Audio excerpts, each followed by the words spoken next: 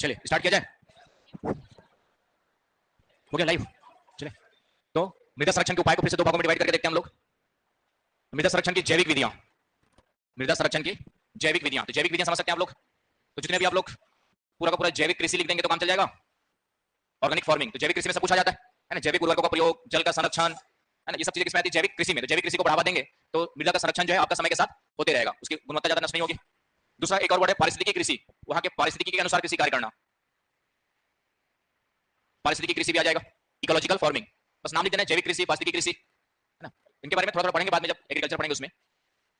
अभी तो विधियों में नाम, वृक्षारोपण तो कर ही लोगे तुम लोग, है ना, वृक्षारोपण तो कर ही लोगे। इसके अलावा फसल चक्र, फसल चक्र अपनाना, ये सब चीजें आ जाएंगी आपकी जो है जैविक विधियों में। और क्या करोगे जैविक विधियों में, शुष्क कृषि, ड्राई फार्मिंग, शुष्क कृषि,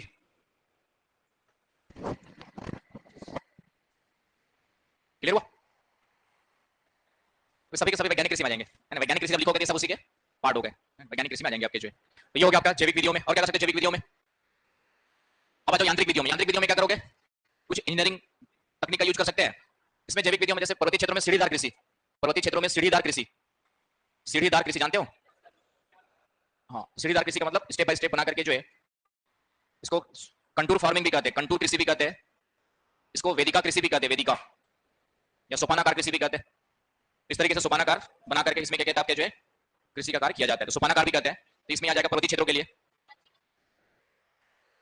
अब सब इसमें अपने आप आ जाएंगे जब जैविक कृषि वर्ड यूज करोगे। जैविक कृषि के अंतर्गत जैविक उर्वरक, आपका जो परंपरागत बीज के साथ हम लोग उसको मिक्स करके यूज कर सकते हैं, सब अपने आप आ जाएगा। यांत्रिक विधियों में क्या आएगा, ढाल में कमी, यदि अपरदन ज्यादा हो रहा है तो ढाल में कमी कर सकते हैं हम लोग जो है, आपका ढाल में कमी को बढ़ावा देंगे। और क्या कर सकते हैं यांत्रिक विधियों में, हाँ, चेक डैम्स कहते हैं, अवरोधक बांध, चेक डैम्स, जल की गति को कम करने के लिए अवरोधक बांध बनाए जाते हैं। मतलब ये कि नदी बहती रहती है तो बीच बीच में जो है छोटे छोटे बांध बना देंगे इस तरीके से, तो जल की गति क्या हो जाएगी, कम हो जाती है, जिससे अपरदन क्या होगा आपका, कम होगा। तो चेक डैम्स कहते हैं। ठीक है, बाकी सफाई वही सब दलदल उलदल क्षेत्र को सफाई क्या करोगे तो रहने दो। तो ये दो तीन पॉइंट डाल देना है, इंजीनियरिंग विधियों के द्वारा हम लोग मृदा संरक्षण को बढ़ावा दे सकते हैं। ये सब पॉइंट्स हो गए आपके यांत्रिक विधियां, क्लियर पॉइंट। तो ये हो गया आपका मृदा के बारे में टॉपिक। इतनी चीजों को याद रखना है, मृदा है क्या, और मृदा के बारे में कोई भी क्वेश्चन आएगा घुमा फिरा के इनमें से आंसर लिख देना है, राइट।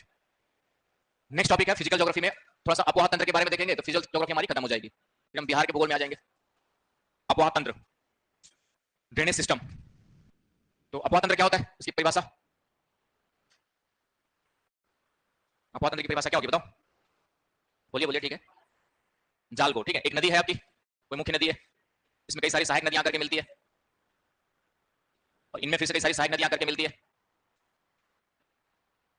ये जो नदियों का जाल बनता है उसको हम लोग क्या कहते हैं आपके जो है अपवाह तंत्र कहते हैं। तो लिख लीजिए एक लाइन परिभाषा, मुख्य नदी, मुख्य नदी एवं सहायक नदियों के जाल को, मुख्य नदी एवं सहायक नदियों के जाल को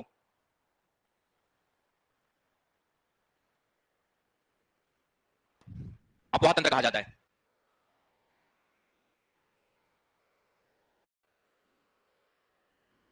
और एक वर्ड यूज होता है अपवाह प्रतिरूप, एक वर्ड यूज होता है अपवाह प्रतिरूप, ड्रेनेज पैटर्न। तो ये जो नदियों का जाल किस तरीके से दिखाई दे रहा है, ये वृक्षाकार दिखाई दे रहा है, इसको हम लोग क्या कहते हैं, वृक्षाकार प्रतिरूप कहते हैं। तो अपवाह प्रतिरूप का मतलब होता है, एक लाइन लिख लीजिए, अपवाह प्रतिरूप का मतलब अपवाह तंत्र के, अपवाह तंत्र के ज्यामितीय स्वरूप को, अपवाह तंत्र के ज्यामितीय स्वरूप को अपवाह प्रतिरूप कहा जाता है, ज्यामितीय स्वरूप को अपवाह प्रतिरूप कहा जाता है। दोनों मंत्र क्लियर हो गया।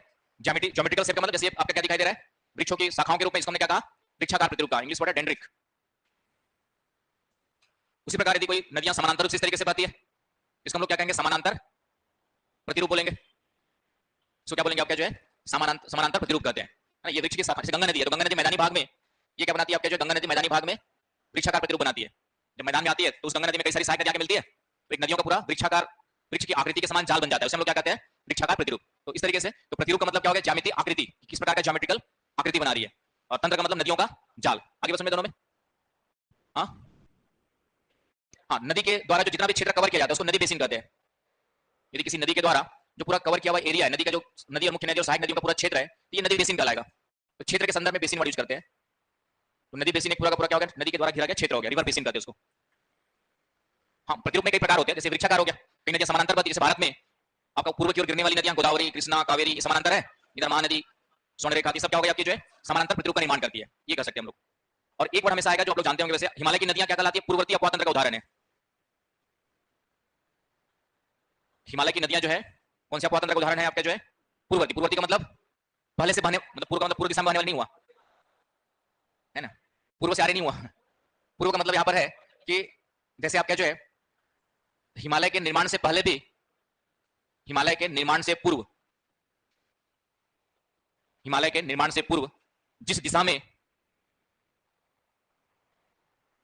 नदी बह रही थी, हिमालय के निर्माण से पूर्व लिख लीजिए, हिमालय के निर्माण से पूर्व नदी जिस दिशा में बह रही थी, लिख लीजिए, हिमालय के निर्माण से पूर्व मतलब पहले जिस दिशा में नदी बह रही थी, आज भी उसी दिशा को, आज भी उसी दिशा को या उसी दिशा में प्रवाहित होती रही है, होती है, आज भी उसी दिशा में प्रवाहित होती है। तो ऐसे नदियों को क्या कहते हैं हम लोग जो है? पूर्ववर्ती नदी कहते हैं। जैसे गंगा, यमुना, सतलज, सिंधु सब आ जाएंगे, हिमालय की अधिकांश नदियां आ जाएंगी। मतलब ये हिमालय का निर्माण बाद में हुआ। गंगा नदी हिमालय को काट करके पहले भी आपका जो है बहती थी जिस दिशा में आज बह रही है, तो हिमालय के निर्माण का उस पर कोई प्रभाव नहीं पड़ा। जैसे गंगा नदी आज भी इधर ही बह रही है, पहले भी इसी दिशा में बहती थी, हिमालय बाद में बन गया बीच में, हिमालय यहाँ पे बाद में क्या हो गया, इस तरीके से बाद में बन गया, लेकिन उसके बाद भी उसी दिशा को बनाए हुए हैं। क्यों? क्योंकि जितना हिमालय को उत्थान होता था उसको क्या करती थी, वह काट देती थी, फिर उत्थान हुआ काट देती थी। तो उत्थान और काटने की दर कहीं ना कहीं क्या रही थी आपकी जो है, लगभग, या काटने की दर ज्यादा रही होगी उत्थान की तुलना में, तो अपने मार्ग को क्या की हुई है, बनाए रखी हुई है। इसलिए हिमालय की नदियां क्या कहलाती है? पूर्ववर्ती अपवातंत्र का उदाहरण कहलाती है। आगे बात समझ में आ रही है? समझ में ये वर्ड आएगा इसलिए बता रहा हूं मैं आप लोगों को, अभी तुलना करेंगे दोनों की तो एक वर्ड आएगा, पूर्ववर्ती अपवातंत्र का उदाहरण है। तो पूर्ववर्ती का मतलब समझ में आ रहा है कि नहीं आ रहा है? पूर्ववर्ती का मतलब पूर्व मतलब पहले से, वर्ती मतलब बहने वाली, तो किसके पहले से बहने वाली? हिमालय के निर्माण से पहले बहने वाली नदी। तो हिमालय का निर्माण नहीं हुआ था तब भी इसी दिशा में नदी बह रही थी, अब यहाँ पे हिमालय बन गया तो भी उसी दिशा में बह रही है। तो सोचोगे कैसे? हिमालय का निर्माण एक दिन में ऐसे खड़ा नहीं हुआ। हिमालय हिमालय क्या हुआ, धीरे धीरे ऊपर उठते गया, बनते गया, तो जितना ऊपर उठते जाता था नदी उसको क्या कर देती थी, काट देती थी, और इस तरीके से अपने मार्ग को क्या करके रखी है आपके जो है यथावत बनाए रखी है। तो ऐसी नदियों को हम लोग क्या कहते हैं, ऐसी नदियों के तंत्र को हम लोग क्या कहते हैं? पूर्ववर्ती अपवातंत्र कहते हैं। Clear point? और इसका उल्टा है अनुवर्ती अपवातंत्र। अनुवर्ती, तो अनुवर्ती सिक्वेंट, तो अनुवर्ती का मतलब होता है जो नदी ढाल के अनुसार ही बहती है, ढाल के अनुसार प्रवाहित, तो उन नदियों को हम लोग अनुवर्ती में रखते हैं। और प्रायद्वीपीय पठार की जो नदियां हैं वह अनुवर्ती का एग्जांपल है। प्रायद्वीपीय पठार की जो नदियां हैं वह किसका उदाहरण है आपका जो है? अनुवर्ती का। तो ये दो वर्ड याद रखने हैं, तुलना करते समय यूज करेंगे हम लोग।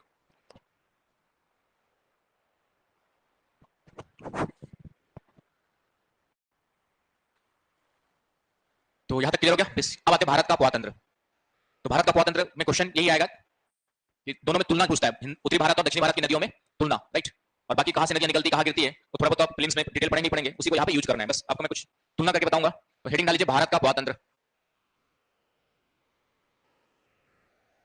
तो भारत के अपवातंत्र को दो भागों में डिवाइड करके पढ़ते हैं, उत्तरी भारत या हिमालय नदी तंत्र,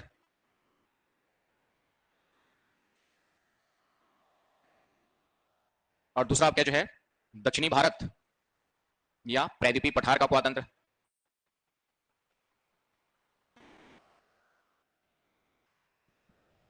भारत के अपवातंत्र को दो भागों में डिवाइड करेंगे, हिमालय का अपवातंत्र में तीन अपवातंत्र आपको याद रखना है, सिंधु नदी तंत्र,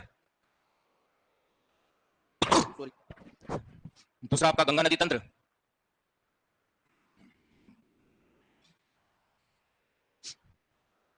और इसको जो है दो भागों में डिवाइड करेंगे फिर से,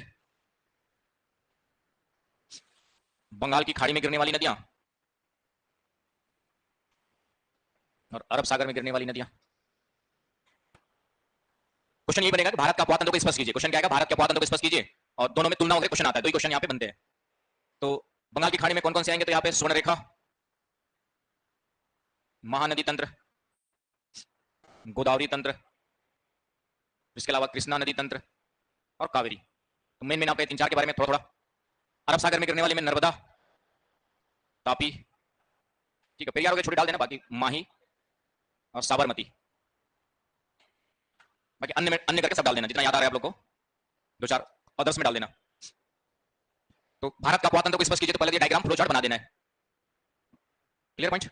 और इसके बारे में जो भी थोड़ा जानते हैं, सिंधु नदी कहां से निकलती, कहां गिरती है, उसकी सहायक नदियां आपका झेलम, चेनाब, रावी, सतलज, व्यास, ये सब याद है ना आप लोग को? तो वही चीज उठा के डाल देना है, एक एक दो लाइन क्वेश्चन आ गया ये वाला। तो उसी प्रकार गंगा नदी तंत्र, गंगा नदी कहां से निकलती, कहां गिरती है, दो चार सहायक नदियां डाल के छोड़ देना है। ब्रह्मपुत्र नदी कहां से निकलती, कहां गिरती है, दो चार सहायक नदियां डाल करके छोड़ देना है। और उसी तरह से तो मींस में ये फ्लो चार्ट बना देना है। और उसके बाद थोड़ा थोड़ा जो आप लोग फिल्म्स में जानते हो, कौन सी नदी कहां निकलती, कहां गिरती है, और उसकी एक दो सहायक नदी, जितना याद आ जाए एग्जाम में, फिल्म्स में तो बहुत सारा जानते हैं आप लोग, लेकिन याद एग्जाम में पूरा नहीं आएगा, तो जितना याद आ जाए। लेकिन ये फ्लो चार्ट से शुरुआत कर देने की, भारत के अपवातंत्र का क्या होता है, और भारत के अपवातंत्र को हम लोग दो भागों में डिवाइड करते हैं। ये फ्लो चार्ट बना दिए, और उसके बाद सबके बारे में थोड़ा थोड़ा लिख दोगे तो भी इतना सारा हो जाएगा, है ना। तो ये अपवाह तंत्र का क्वेश्चन आएगा तो ये आंसर हैंडल करना है। क्लियर पॉइंट, कर लोगे ना भाई। अब दूसरा जो मेन क्वेश्चन आता है दोनों में अंतर, तो अब दोनों में अंतर देखेंगे हम लोग, दोनों में तुलना या अंतर। तो एक साइड लिख लो हिमालय की नदियां, हिमालय अपवाह तंत्र, और एक साइड लिख लो प्रायद्वीपी।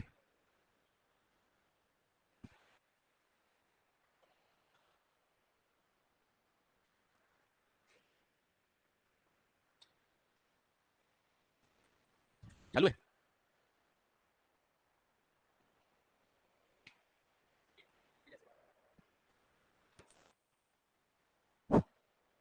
तो पहला पॉइंट बताओ, ठीक है, सदावाहिनी। इधर क्या लिखोगे, मौसमी। तो जब डिटेल लिखना हो तो इसको सदावाहिनी क्यों समझ गए, गर्मी के दिनों में बर्फ के पिघलने से क्या मिलती है, आपका पानी की सप्लाई होती है। तो उसी को एक्सप्लेन कर देना है। जब ज्यादा वर्ड्स लिखना है तो कम लिखना है तो ऐसे बना के दिखा सकते हो, लेकिन ज्यादा वर्ड्स लिखना है तो फिर क्या करोगे, एक एक पॉइंट लेकर के तुलना करते जाओगे कि हिमालय की नदियां सदावाहिनी होती है क्योंकि वहां पे गर्मी के दिनों में बर्फ के पिघलने से, ग्लेशियर के पिघलने से क्या मिलता है, पानी की आपूर्ति होती रहती है, ये मौसमी होती है। क्लियर। दूसरा बताओ, हिमालय की नदी बंगाल की सिंधु नदी गिरती है आपका जो है अरब सागर में। तो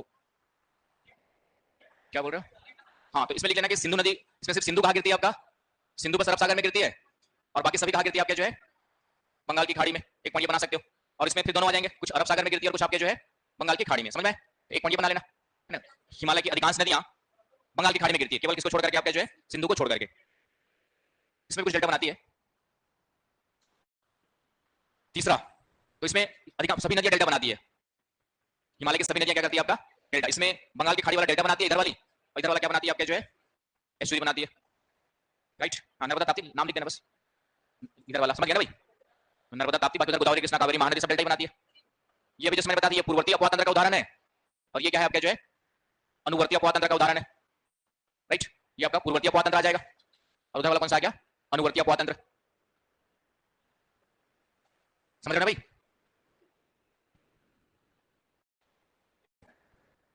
हाँ नदी द्वीप आते हैं उसमें भी एक ही बनाते हैं वैसे तो। इसके अलावा और क्या आ सकता है, हिमालय की नदियां जो है केवल 3 बड़ी नदियां ही समुद्र तक पहुंचती है, केवल 3 बड़ी नदियां समुद्र तक क्या होती है आपके जो है समुद्र तक पहुंचती है। कौन कौन 3 बड़ी, समझ में आ गया ना, सिंधु गंगा ब्रह्मपुत्र, बाकी सब सहायक नदियों के रूप में बहती है। जबकि यहां पर क्या होगा कि छोटी छोटी नदियां सीधे समुद्र में पहुंचती है, कई सारी, कई नदियां जो है समुद्र में पहुंचती है, छोटी बड़ी सब पहुंचती है। छोटी छोटी नदियां भी सीधे कहां गिरती है आपका जो है सीधे समुद्र में गिरती है, छोटी छोटी नदियां भी सीधे कहां जाके गिरती है आपका समुद्र में जाके गिरती है, गाद। ठीक है, यहाँ की नदियां जो है युवावस्था में है, हिमालय की नदियां किसमें है आपका युवावस्था, यहाँ की नदियां आपका प्रौढ़ा और जीर्णावस्था में है, प्रौढ़ा एवं जीर्णावस्था में, प्रौढ़ा एवं जीर्णावस्था में। इनमें गाद की मात्रा ज्यादा होती है, इनमें गाद या मलबे की मात्रा क्या है आपका जो है ज्यादा है, इसमें गाद और मलबे की मात्रा कम है।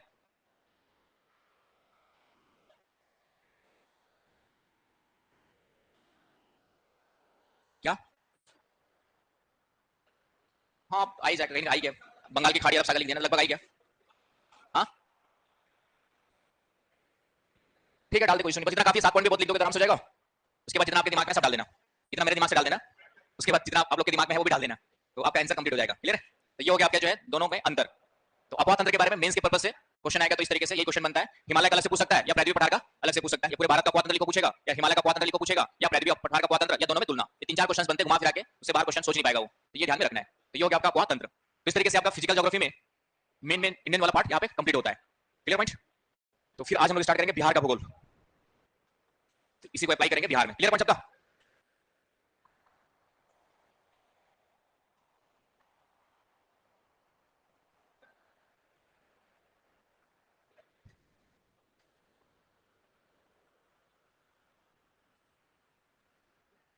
तो बिहार के भूगोल के लिए उसे तुम लोग मेरे सारा जानते होंगे, ठीक है, मुझे पेज का सहारा लेना पड़ेगा क्योंकि बिहार का भूगोल रटा नहीं है अभी मेरे। तो बिहार के भूगोल तुम लोग मेरे साथ जानते होंगे, है कि नहीं। तो बिहार के भूगोल में सबसे पहले क्या पढ़ेंगे, बिहार का भौतिक प्रदेश, प्राकृतिक प्रदेश या प्राकृतिक प्रदेश सबसे पहले। अभी तक मेंस में क्वेश्चन यहाँ पूछेगा, आने वाले सालों में इसे पूछेगा। तो भारत बिहार के भौतिक भूगोल कितने भागों में डिवाइड करते हैं, राइट, 3 भागों में। कौन कौन सा,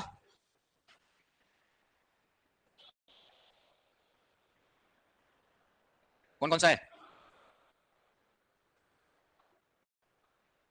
कौन सा है भाई, शिवालिक, पर्वत श्रेणी और तराई क्षेत्र, है ना, सबसे पहला वाला भाई है। क्या बोल रहे हो? अब मैंने नहीं पता तुम लोग ने, मैंने एक बुक्स रिफर की, वहां से बता रहा हूँ। शिवालिक,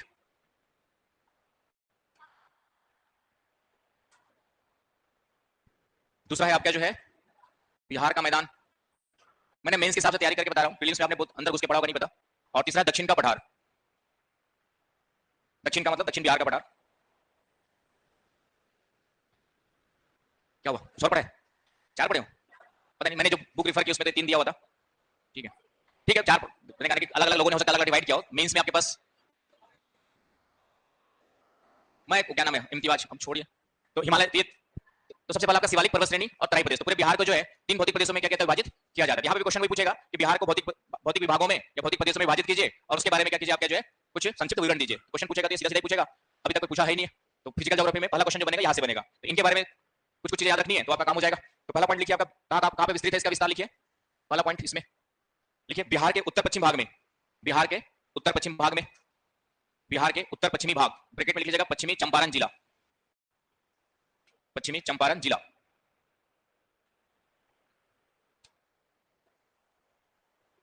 क्लियर? दूसरा, इसका क्षेत्रफल है 932 स्क्वायर किलोमीटर, वर्ग किलोमीटर, 932 वर्ग किलोमीटर क्षेत्र में फैला हुआ क्षेत्रफल, विस्तृत 932 वर्ग किलोमीटर। और पूरे बिहार राज्य का ओनली 0.06% कवर करता है। संपूर्ण बिहार राज्य का, लिख लीजिए, संपूर्ण बिहार राज्य का 0.06% क्षेत्र कवर करता है। क्या क्या होगा? संपूर्ण बिहार राज्य का 0.06% क्षेत्र जो है इस भौतिक प्रदेश के द्वारा कवर किया जाता है। ऊंचाई लिख लीजिए, इसकी ऊंचाई है 250 से 800 मीटर तक। है ना, एग्जाम में जितना याद करके रख सकते हो वही बता रहा हूं, है ना। पढ़ने के लिए तो बहुत सारे भारी भारी शेप पढ़ सकते हो, लेकिन याद कितना रहेगा एग्जाम में वो हमको पता, एग्जाम दे चुके इस कारण से आपको पहली बार पता चलेगा जब एग्जाम देने जाओगे। तो कितना पढ़ा है वो मायने नहीं रखता, कितना याद है वो मायने रखता है। तो पढ़ते समय ध्यान रखना कि उन्हीं चीजों को पढ़ने की कोशिश करना है जो दिमाग में याद हो सके। कभी कभी कुछ चीजें होती है बहुत भारी भारी होती है, लगता है अच्छा है एग्जाम में लिख देंगे नंबर आ जाएगा, लेकिन याद ही नहीं होता। और पता तरह से लगे हुए 3 घंटे 4 घंटे 5 घंटे याद ही नहीं हो रहा है, तो बेटर है उसको छोड़ दो। जो याद हो सकता है उसको याद करके जाओ, और जो याद करके गए उसको अच्छे से लिख लो, उतने में सिलेक्शन हो जाता है। तो ये ध्यान रखना है।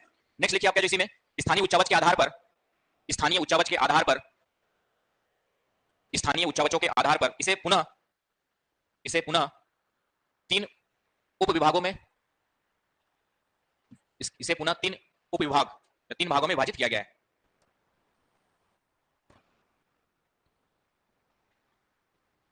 तीन में पहला है आपका जो है दक्षिण श्रेणी का, दक्षिण श्रेणी का निम्न पहाड़ी प्रदेश,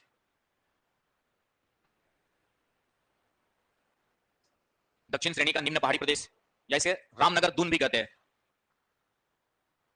दून क्या होता है?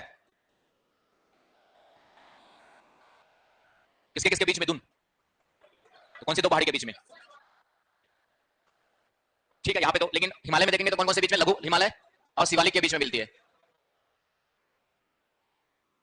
तो लघु हिमालय और शिवालिक, दून होता क्या है कि लघु पर्वतों के बीच में जो चौड़ी घाटियां होती है, इन चौड़ी घाटियों को ही जो है पश्चिम में दून कहा गया है, जैसे देहरादून, पोटली दून, और पूर्व में इसको कहा गया आपका जो है द्वार।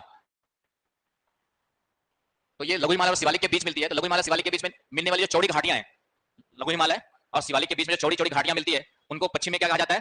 दून, और पूर्व में क्या कहा जाता है? द्वार। जैसे हरिद्वार, कोटद्वार, उधर देहरादून, पोटली दून।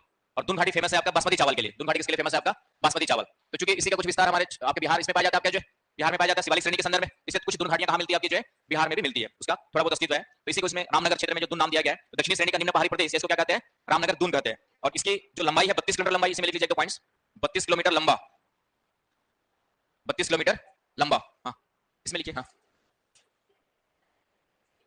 पश्चिमी चंपारण पूरे में थोड़ी फैला है, मैंने लिखा है। तो पश्चिमी चंपारण के कुछ भाग में होगा आपका जो, और पूरे बिहार के संदर्भ में देखेंगे तो उसका परसेंटेज कितना हो जाएगा? कम हो जाएगा ना भाई। उस कंटेक्स में पर्वतीय क्षेत्र का विस्तार पूरे चंपारण जिले में थोड़ी फैला हुआ है, उसके छोटे से कुछ भाग में होगा, समझ गए ना भाई। तो उसका जो विस्तार है बहुत कम हो जाएगा आपका जो वो चीजें। तो अब ये मैंने एक बुक से लिया, मैंने नापा नहीं जा करके, तो उसका भाग है बस। हाँ, तो बस इतना याद रख लो, फिर 2 पॉइंट्स है, इतना दिया हुआ डेटा। ये हो गया आपका जो है, इसका है आपका 6 से 8 किलोमीटर चौड़ा है, 32 किलोमीटर लंबा है, और 6 से 8 किलोमीटर क्या है आपका जो है इसकी चौड़ाई है। तो ये 2 पॉइंट इसमें याद कर लो, काफी है। तो इसको 3 भागों में डिवाइड किया गया, पहला भाग समझ में आ गया। इसमें आ जाओ दूसरा भाग। दूसरा है आपका जो है उत्तर पूर्व घाटी, दूसरा है आपका उत्तर पूर्व घाटी, उत्तर पूर्व घाटी प्रदेश। ठीक है, ये लगभग आपका 75 वर्ग किलोमीटर क्षेत्र में फैला हुआ है। 75 वर्ग किलोमीटर क्षेत्र में क्या है आपका जो है फैला हुआ है। इसमें लिखे एक लाइन, दक्षिणी श्रेणी एवं उत्तर पूर्वी भाग के मध्य, दक्षिण श्रेणी एवं उत्तर पूर्वी भाग के मध्य एक घाटी स्थित है जिसे हरदा घाटी कहते हैं। एक घाटी स्थित है जिसे हरदा घाटी कहते हैं, हरदा। तो ये हो गया आपका दूसरा भाग। इसी में तीसरा है सुमेश्वर श्रेणी। इसी में तीसरा है आपका जो है सुमेश्वर श्रेणी, या हरहा घाटी है। तो जहां से मैंने पढ़ा प्रिंटिंग मिस्टेक होगा फिर, ठीक है, आप लोग बिहार के तो जानते, लेकिन जहां से मैंने पढ़ा हरदा ही लिखा था। हाँ, मैं नहीं बोल रहा कि जिस बुक से मैंने पढ़ा है वहां पे हरदा ही लिखा हुआ था, तो हो सकता है वो प्रिंटिंग मिस्टेक हो। तो एक बार देख लीजिएगा, आप लोग बिहार के बारे में ज्यादा पढ़े होंगे। तो मैंने जो पढ़ा है हरदा घाटी पढ़ा हुआ है, राइट। और कितने लोग हरहा पढ़ा हुआ है? ठीक है, तो हरहा कर लो भाई। मैंने एक ही बुक पढ़ी, चले मैं अब 2-3 पढ़ूंगा तो फिर वो पता चल जाता। लेकिन मैंने कहा कि एक पढ़ाने के लिए मेंस के लिए काफी, प्रीलिम्स के लिए ज्यादा पढ़ना पड़ता है। प्रीलिम्स के लिए क्या होता है कि 2-3 बुक्स पढ़ोगे तो फिर उसमें से कुछ चीजें कहां से काम की मिलती है, कैसे कुछ काम की मिलती है। मेंस में था कि एक जगह से पढ़ के मेन चीजें पता होनी चाहिए, लिख लो, है ना। बहुत सारी चीजें पढ़ लेंगे, याद होता नहीं है, तो इसलिए काम चल जाता है। एनीवे, ये हरहा लिख लीजिएगा भाई। तीसरा लिख लीजिए सुमेश्वर श्रेणी। सुमेश्वर क्या है? ये बोल रहे हो? चलिए, लिखा हुआ था। अब तुम्हारे बिहार के किसी राइटर ने बुक लिखा हुआ है, दोनों सही है, ठीक है। चलिए, सुमेश्वर श्रेणी, ठीक है। तो इसमें है आपका जो है 74 किलोमीटर लंबाई, 74 किलोमीटर लंबाई। और आपकी जो सबसे ऊंची चोटी कौन सी है? तो सर्वोच्च श्रेणी जो है, ये बिहार की सर्वोच्च श्रेणी भी है। कितनी ऊंचाई है? मेरे जो बुक से जहां से लिया उसमें इतना दिया हुआ है। गूगल 880 बता रहा था, गूगल 880 बता रहा था, लेकिन बुक से जो लिया इसमें इतना लिखा हुआ है।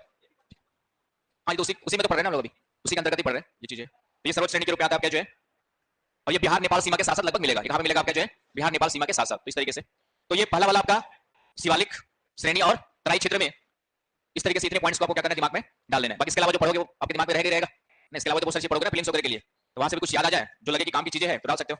इसमें कई सारे दर्रे भी है, सुमेश्वर श्रेणी में कई दर्रे हैं, लिख लो। सुमेश्वर श्रेणी में कई दर्रे स्थित है। तो एक तो सुमेश्वर दर्रा है, एक आपका जो है सुमेश्वर दर्रा है,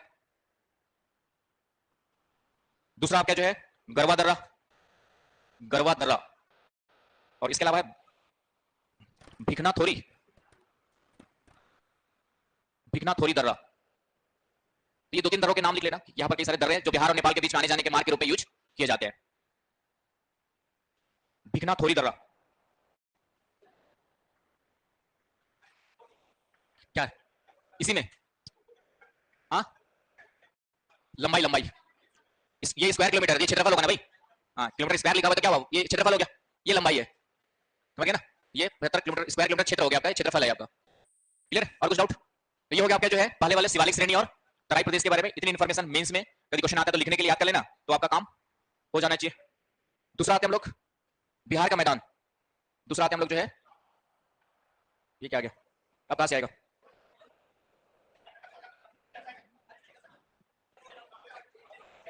आगे कर लो भाई, कहां से आएगा? आगे कर लो ना, कोई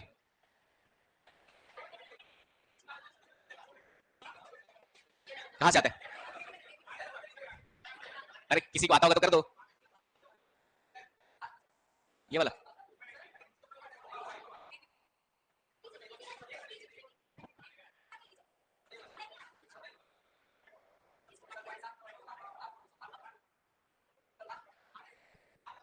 आगे आगे आगे आगे हो गया, आगे आगे गायब हो गया था। हाँ, ये इसमें से कुछ किया तो गायब हो गया था।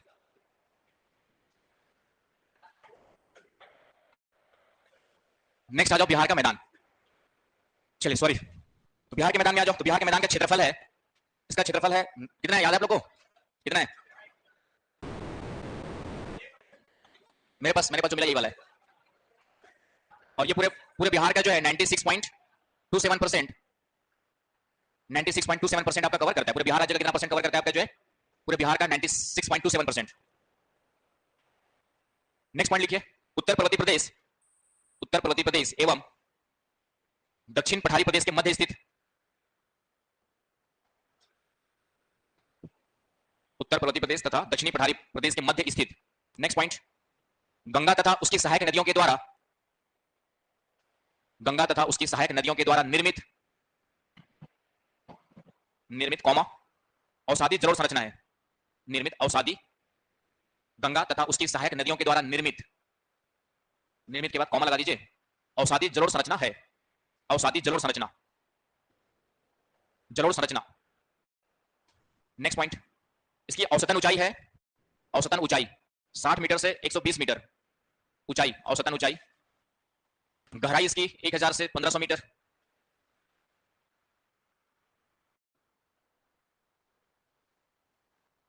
एक हजार से 1500 मीटर। फिर से लिखिए, गंगा नदी इस मैदान को, गंगा नदी इस मैदान को दो भागों में विभाजित करती है, गंगा नदी इस मैदान को दो भागों में विभाजित करती है।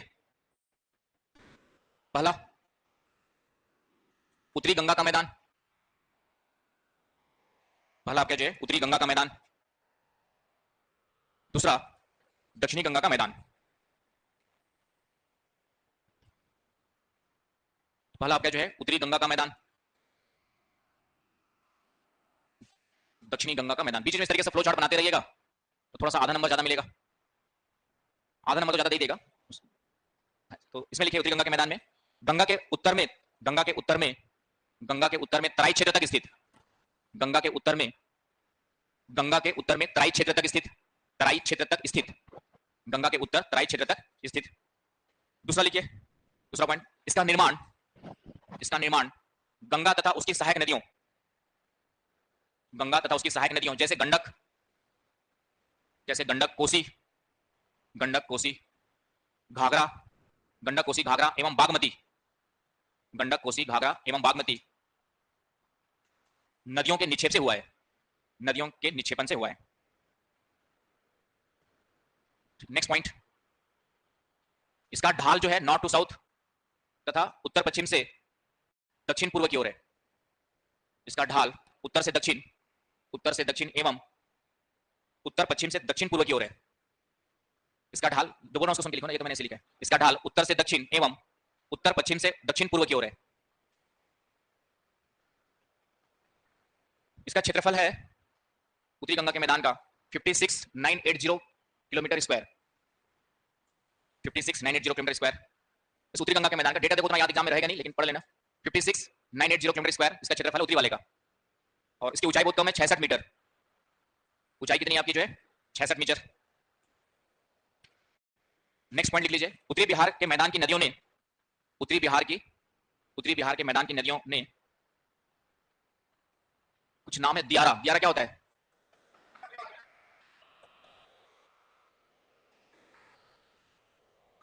तो लिख लीजिए, उत्तरी बिहार की नदियों ने दियारा, ब्रैकेट में लिख लीजिएगा, रेत के निक्षेप से निर्मित, दियारा रेत के निक्षेप से निर्मित, कौमा चौर निचली भूमि,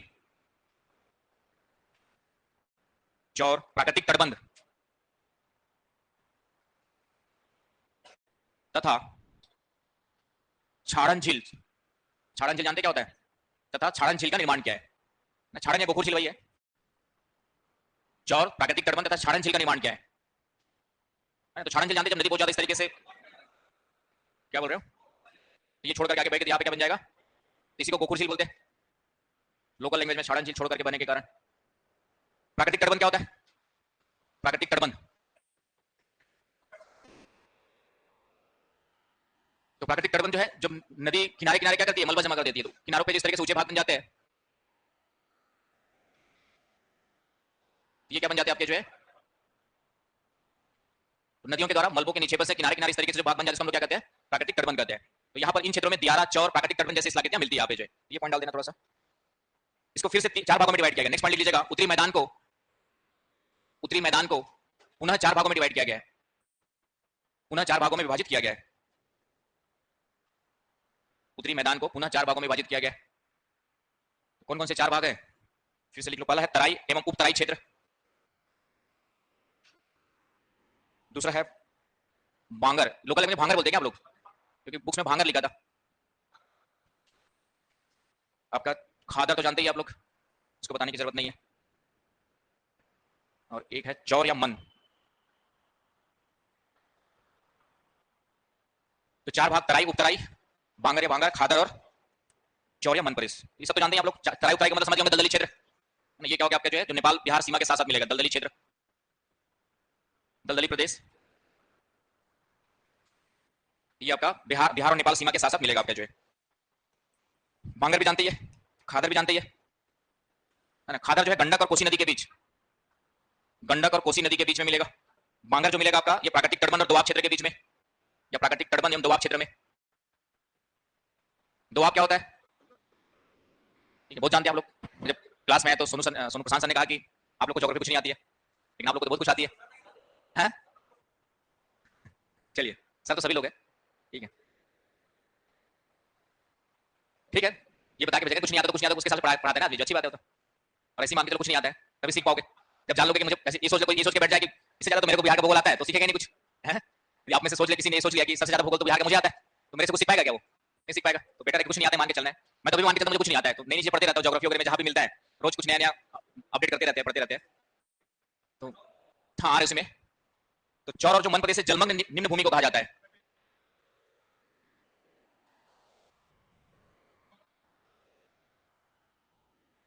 इसको कई जगह पे तार भूमि भी कहते हैं, टार या तार भूमि भी कहते हैं, ठीक है। क्या है? तो तार है, तार। क्या बोल रहे हो? अच्छा ताल, हाँ ताल। तो ताल लिखना है कि टाल लिखना है? ये ठीक है, ताल। ये हो गया आपका जलमग्न निम्न भूमि को क्या कहा जाता है? आपका जो चौर भी कहा जाता है या मध्य प्रदेश भी कहते हैं। एग्जांपल दिया हुआ लखनी चौर, एक आध दो नाम बस याद कर लेना मींस में। बहादुरपुर भी है कुछ, लखनी चौर बहादुर,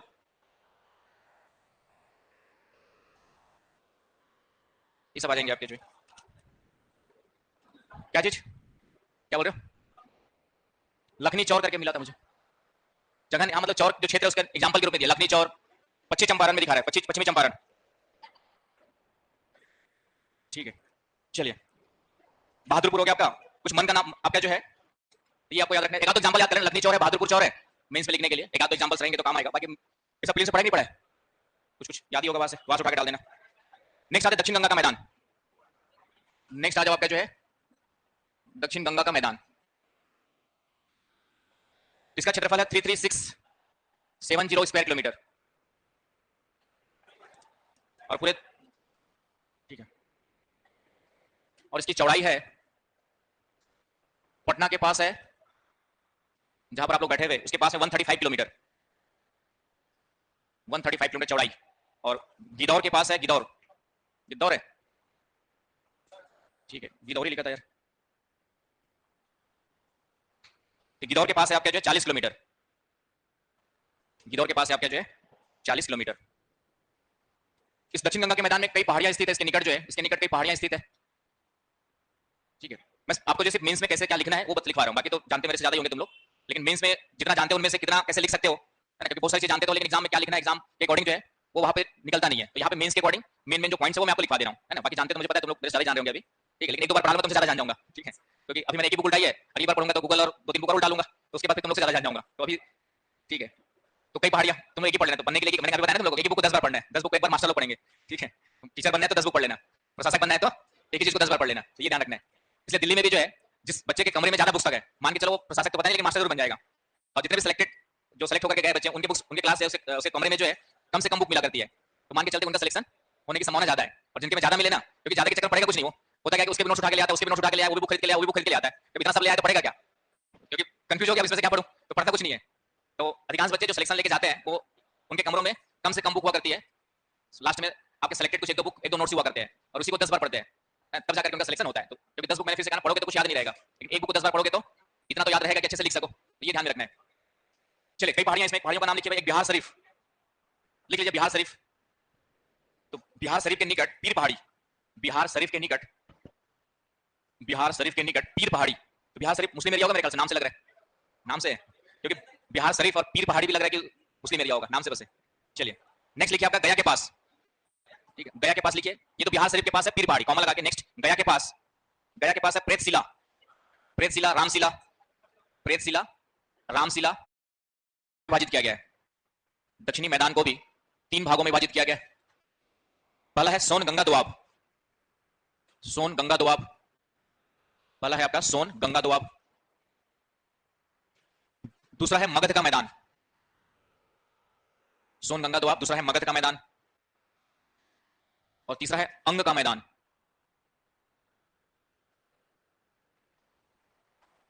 तो 3 भागों में फिर से इसमें एक लाइन लिख लो, सोन गंगा का दोआब में लिख लीजिए एक लाइन। सोन नदी के पश्चिम में, सोन नदी के पश्चिम में इसे भोजपुर का मैदान भी कहा जाता है। सोन नदी के पश्चिम में स्थित कौमा भोजपुर का मैदान भी कहा जाता है।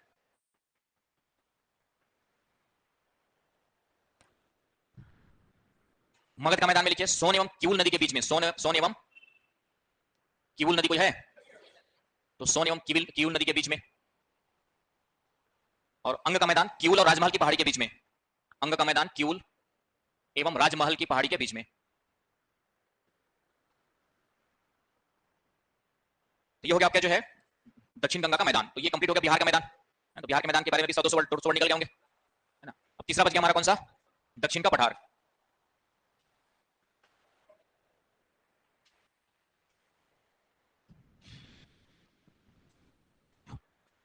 तो ये सब याद हो जाएगा, हाँ करना पड़ेगा, है ना।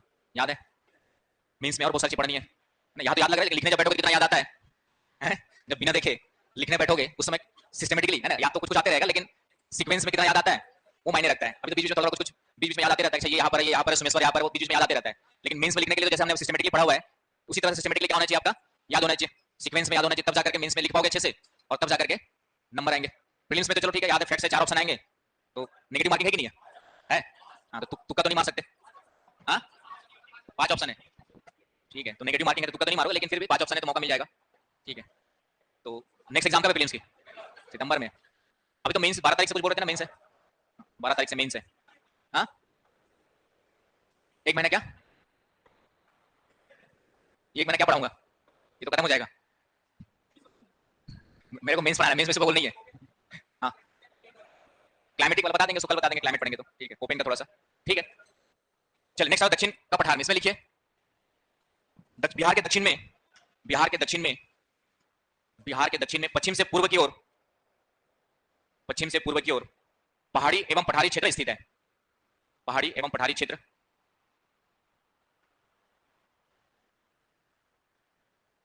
स्थित है। नेक्स्ट पॉइंट, इसका विस्तार लिखिए, विस्तार। तो विस्तार में लिखिए पश्चिम, पश्चिम में कैमूर पठार से लेकर, पश्चिम में कैमूर पठार से लेकर पूर्व में, पूर्व में बांका की पहाड़ी तक, पश्चिम में कैमूर पठार से लेकर पूर्व में बांका की पहाड़ी तक विस्तृत है, फैला हुआ है। इसे पुनः 4 भागों में डिवाइड किया गया है, पुनः 4 भाग।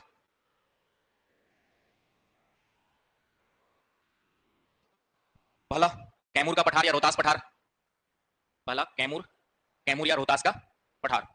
दूसरा गया पहाड़ी क्षेत्र, दूसरा गया पहाड़ी क्षेत्र। तीसरा कौन सा है, तीसरा ठीक है राजगीर गिरियक पहाड़ी क्षेत्र, राजगीर गिरियक पहाड़ी क्षेत्र। और चौथा कौन सा होगा, हाँ नवादा मुंगेर पहाड़ी क्षेत्र, नवादा मुंगेर पहाड़ी क्षेत्र। इसको फिर से 4 भागों में डिवाइड किया गया है, चारों के बारे में अलग से पढ़ेंगे फिर से।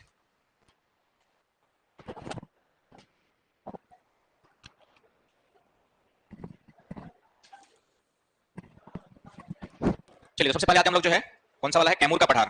तो कैमूर का पठार किसका भाग है, हाँ विंध्याचल श्रेणी का। तो लिखिए विंध्याचल श्रेणी का, विंध्याचल श्रेणी का पूर्वी भाग, विंध्याचल श्रेणी का पूर्वी भाग, विंध्याचल श्रेणी का पूर्वी भाग कौमा राज्य के दक्षिण पश्चिम भाग में स्थित, कौमा लगा के राज्य के दक्षिण पश्चिम भाग में स्थित। लंबाई है 483 किलोमीटर, 483 किलोमीटर लंबा और 80 किलोमीटर चौड़ा, 483 किलोमीटर लंबा और 80 किलोमीटर चौड़ा। ऊंचाई 300 से 450 मीटर, ऊंचाई 300 से 450 मीटर। नेक्स्ट अपर्दित व उबड़ खाबड़ क्षेत्र है, अपर्दित, अपर्दित इरोडेड, अपर्दित, अपर्दित व उबड़ खाबड़ क्षेत्र है। क्या ऊंचाई छूट गई क्या, अपर्दित एवं उबड़ खाबड़ क्षेत्र है। और नेक्स्ट पॉइंट, इसका सर्वाधिक ऊंचा क्षेत्र, इसका सर्वाधिक ऊंचा क्षेत्र कौन सा है, इसका सर्वाधिक ऊंचा क्षेत्र कौन सा है, रोहतासगढ़। इसका सर्वाधिक ऊंचा क्षेत्र रोहतासगढ़ 495 मीटर। 495 होगा तो उसमें कितना देखा था, 830, ठीक ठीक, मैं सोच रहा था कि ज्यादा कैसे हो गया। ये हो गया आपका जो है कौन सा वाला, कैमूर पठार के बारे में। तो कैमूर पठार के बारे में इतने 4-5 पॉइंट याद रख लेना। प्रीलिम्स में भी यही कॉमन है, मेंस में वही कॉमन है। नेक्स्ट है गया पहाड़ी क्षेत्र। नेक्स्ट है आपका दूसरा गया पहाड़ी क्षेत्र। गया पहाड़ी क्षेत्र लिखिए इसमें। गया के दक्षिण में, गया के दक्षिण में कई लंबी पहाड़ियों का क्रम है। गया के दक्षिण में कई लंबी पहाड़ियों का क्रम है, जैसे जैसे जेठियन पहाड़ी, जैसे जेठियन, जैसे जेठियन पहाड़ी, हिंडाज, हल्दिया,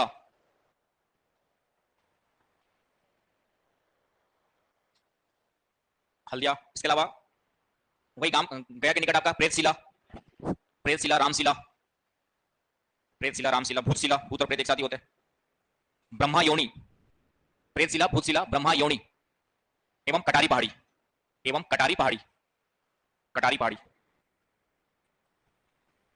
उसके बाद फुल स्टॉप के बाद गया व जहानाबाद के बीच, गया व जहानाबाद के बीच, हाँ इसी में नेक्स्ट पॉइंट बना लो या फिर गया व जहानाबाद के बीच बराबर व नागार्जुन, नागार्जुन की पहाड़ियां, बराबर व नागार्जुन की पहाड़ियां आदि। लास्ट पॉइंट लिख लीजिए, यह छोटा नागपुर पठारी क्षेत्र का ही, यह छोटा नागपुर पठारी क्षेत्र का ही विस्तार है। यह छोटा नागपुर पठारी क्षेत्र का ही उत्तरी विस्तार है। छोटा नागपुर पठारी क्षेत्र का ही उत्तरी विस्तार है। क्लियर है? ये हो गया। अब आते हैं नेक्स्ट है राजगीर, गिरिया की पहाड़ियां। राजगीर और गिरिया की पहाड़ियां। तो इसमें लिखिए ये कौन से जिले में है, नालंदा। तो लिखिए नालंदा जिले में, नालंदा जिले में कॉमा, इसमें वैभवगिरी, राजगीर गिरियक, राजगीर गिरिया की पहाड़ियां। तो इसमें लिखिए नालंदा जिले में कॉमा लगा के, इसमें वैभवगिरी, सोनगिरी, वैभवगिरी, सोनगिरी, विपुलगिरी, विपुलगिरी, रत्नागिरी, रत्नागिरी पहाड़ियां शामिल है। क्या वो छूट गया कुछ? वैभवगिरी, सोनगिरी, विपुलगिरी, विपुल, विपुल, विपुल, विपुलगिरी, रत्नागिरी पहाड़ियां शामिल है। पूर्व में, पूर्व में शांति स्तूप है। इसके पूर्व में शांति स्तूप, शांति स्तूप है। तो ये हो गया आपका जो राजगीर और गिरिया पहाड़ी क्षेत्र। नेक्स्ट है नवादा और मुंगेर। इसमें लिखिए इसके अंतर्गत, नवादा और मुंगेर के अंतर्गत, इसके अंतर्गत जमुई की पहाड़ी, इसके अंतर्गत जमुई की पहाड़ी, जमुई की पहाड़ी एवं खड़गपुर की पहाड़ियां सम्मिलित है।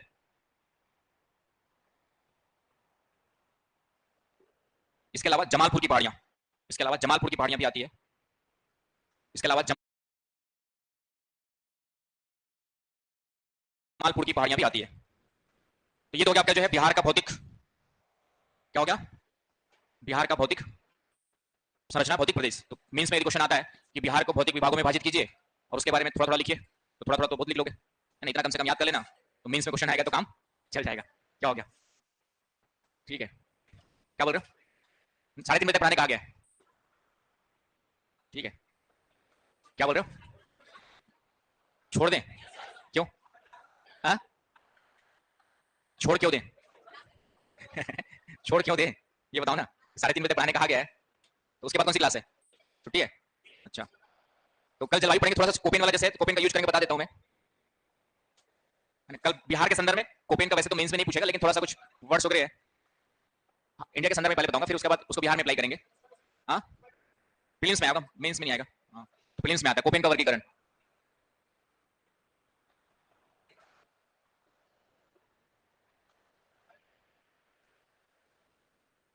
तो कोपेन ने जो है पूरे विश्व की जलवायु को विभाजित किया था, उसी को भारत में भी अप्लाई किया था। तो इसका जो आधार था औसत मासिक तापमान एवं औसत मासिक वर्षा के आधार पर किया था, ठीक है, इसको कल बिहार में थोड़ा सा अप्लाई करेंगे, भारत के संदर्भ में देख लेते हैं। हाँ, क्या बोल रहे हो, हाँ बता रहा हूँ, हाँ मैं बता ही रहा हूँ, मैं खत्म, क्लास खत्म नहीं कर रहा हूँ औसत मासिक तापमान और औसत मासिक वर्षा के आधार पर किया था। तो इसके लिए करना कुछ नहीं, आप लोगों को सिर्फ एक थोड़ा सा मैप के आधार पे कुछ वर्ड्स याद रखने हैं और उस वर्ड्स की मीनिंग याद रखनी है।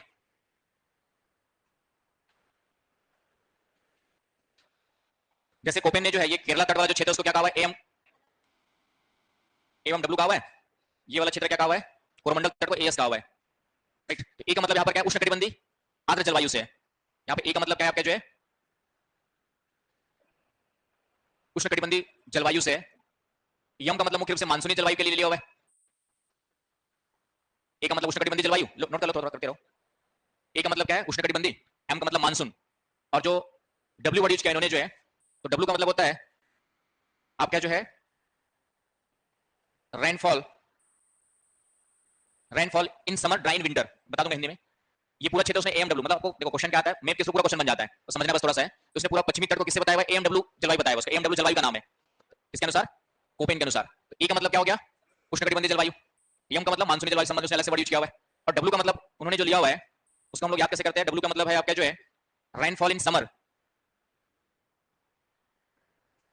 Rainfall in summer, dry dry in winter.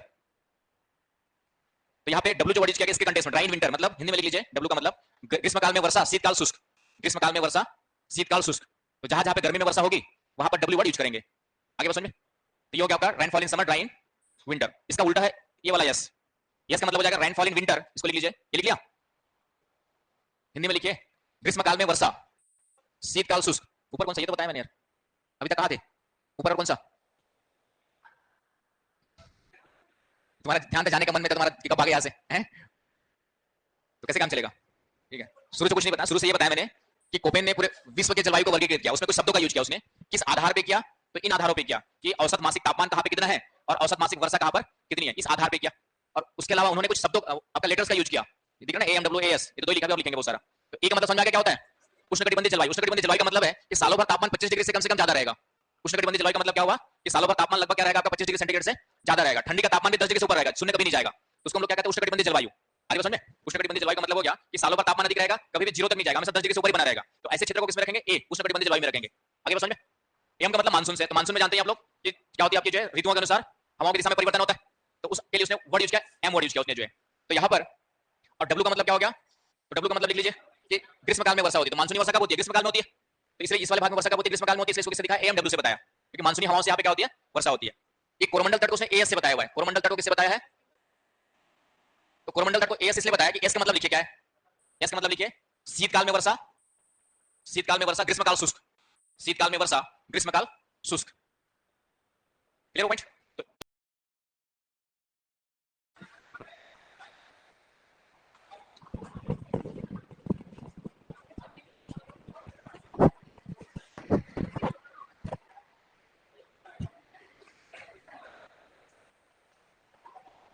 हो गया,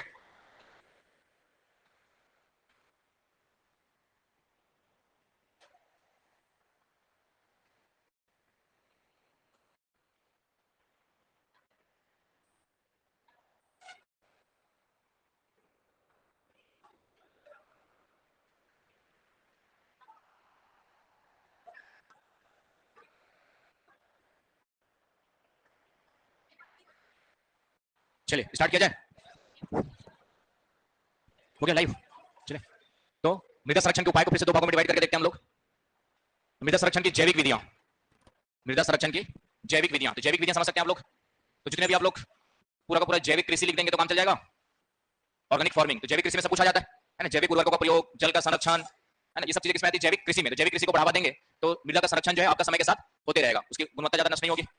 दूसरा एक और वर्ड है पारिस्थितिकी कृषि, वहां के पारिस्थितिकी के अनुसार कृषि कार्य करना, पारिस्थितिकी कृषि भी आ जाएगा। इकोलॉजिकल फार्मिंग, बस नाम लिख देना, जैविक कृषि, पारिस्थितिकी कृषि, है ना, इनके बारे में थोड़ा थोड़ा पढ़ेंगे बाद में जब एग्रीकल्चर पढ़ेंगे उसमें, अभी तो विधियों में नाम। वृक्षारोपण तो कर ही लोगे तुम लोग, है ना, वृक्षारोपण तो कर ही लोगे। इसके अलावा फसल चक्र, फसल चक्र अपनाना, ये सब चीजें आ जाएंगी आपकी जो है जैविक विधियों में। और क्या करोगे जैविक विधियों में, शुष्क कृषि, ड्राई फार्मिंग, शुष्क कृषि,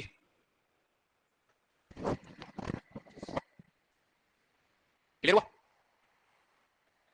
तो सभी के सभी वैज्ञानिक कृषि में आ जाएंगे, है ना, वैज्ञानिक कृषि जब लिखोगे सब उसी के पार्ट हो गए, वैज्ञानिक कृषि में आ जाएंगे आपके जो है। तो ये हो गया आपका जैविक विधियों में। और क्या कर सकते हैं जैविक विधियों में, अब आ जाओ यांत्रिक विधियों में। यांत्रिक विधियों में क्या करोगे, कुछ इंजीनियरिंग तकनीक का यूज कर सकते हैं इसमें जैविक विधियों में, जैसे पर्वतीय क्षेत्रों में सीढ़ीदार कृषि, पर्वतीय क्षेत्रों में सीढ़ीदार कृषि, सीढ़ीदार कृषि जानते हो, हाँ, सीढ़ीदार कृषि का मतलब स्टेप बाय स्टेप बना करके जो है इसको कंटूर फार्मिंग भी कहते हैं, कंटूर कृषि भी कहते हैं, इसको वेदिका कृषि भी कहते हैं, वेदिका या सोपानाकार कृषि भी कहते हैं। इस तरीके से सोपानाकार बना करके इसमें क्या कहते हैं आपके जो है कृषि का कार्य किया जाता है, तो सोपानाकार भी कहते हैं। तो इसमें आ जाएगा पर्वतीय क्षेत्रों के लिए।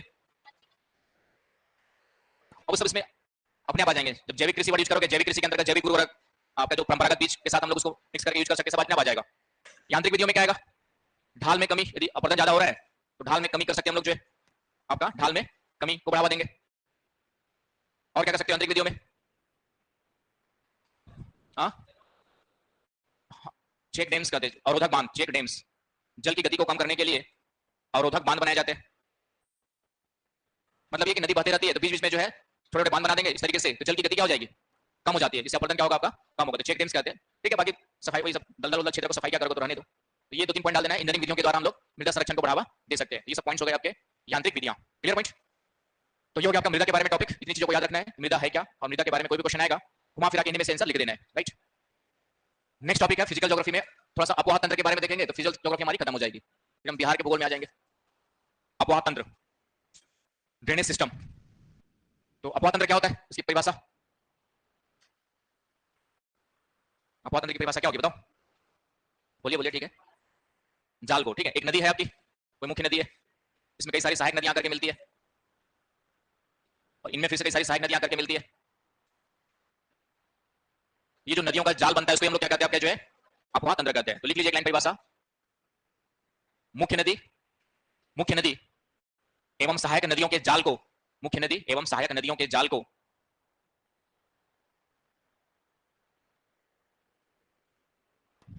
अपोहा तंत्र कहा जाता है।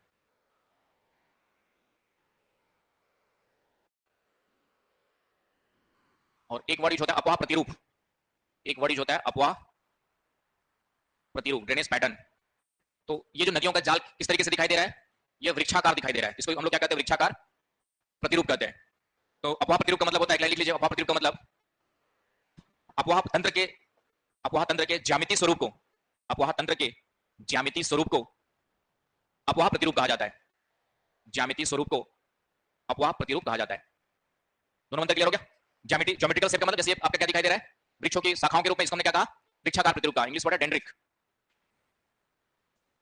उसी प्रकार यदि कोई नदियां समानांतर रूप से इस तरीके से बहती है, इसको हम लोग क्या कहेंगे, समानांतर प्रतिरूप बोलेंगे। इसको क्या बोलेंगे आपका जो है समानांतर प्रतिरूप कहते हैं। ये वृक्ष की शाखा, जैसे गंगा नदी है, तो गंगा नदी मैदानी भाग में ये क्या बनाती है आपके जो गंगा नदी मैदानी भाग में वृक्षाकार प्रतिरूप बनाती है।